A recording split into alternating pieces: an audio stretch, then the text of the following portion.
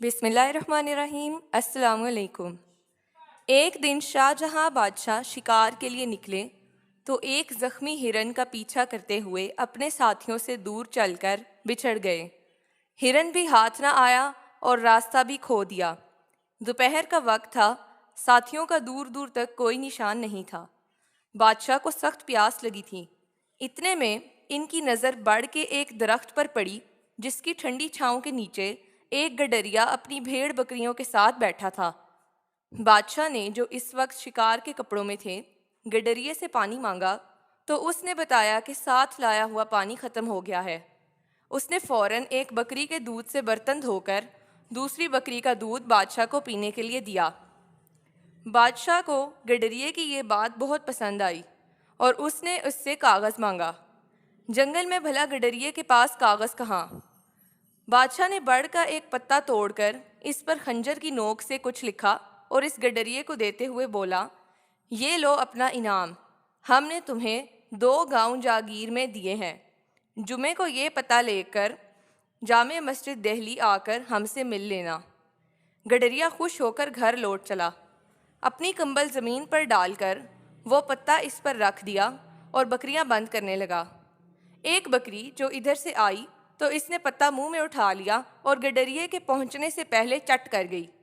इससे बड़ा दुख हुआ और वो ये कहता हुआ जंगल में चला गया कि बकरी 2 गांव खा गई।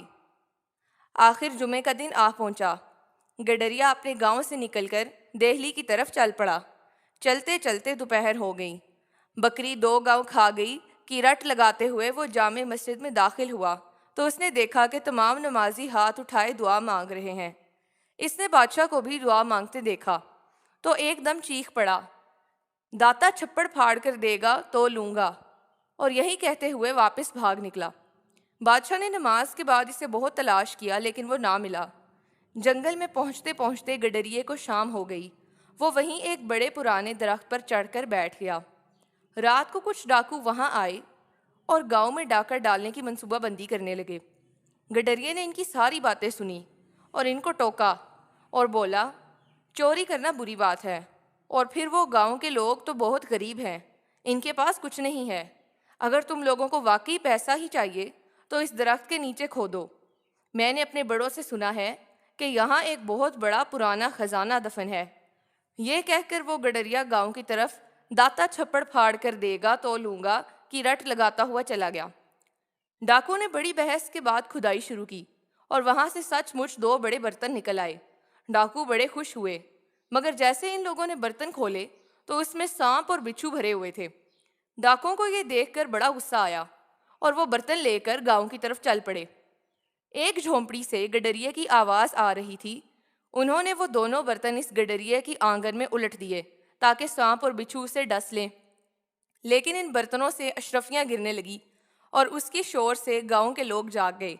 डाकू ने गांव वालों को जागते देखकर वहां से भागना गनीमत समझा। गडरिये भी अपनी झोंपड़ी से बाहर आया और अपने आंगन में अशरफियाँ देखकर जोर से नारा लगाया, दाता तू सच्चा है, तूने मुझे छप्पड़ फाड़ कर दिया। अगली सुबह बादशाह के मुलाजिम भी गांव पहुंच गए और इसे दरबार में ले गए। गडरिये ने बादशाह को सारा वाकया सुनाया और ये भी बताया कि मैंने क्यों आपसे इनाम लिए बगैर वापस भागना अच्छा समझा, क्योंकि आप भी मस्जिद में बैठकर इस अल्लाह से मांग रहे थे जो सबका अल्लाह है। तो मैंने सोचा कि मैं भी क्यों ना इसी अल्लाह से मांगूं जिससे वक्त के बादशाह भी मांगते हैं, और आपने देख लिया कि उसने मुझे मेरा इनाम दे दिया है। बादशाह ने गडरिये को इज्जत के साथ उसके गांव भेज दिया।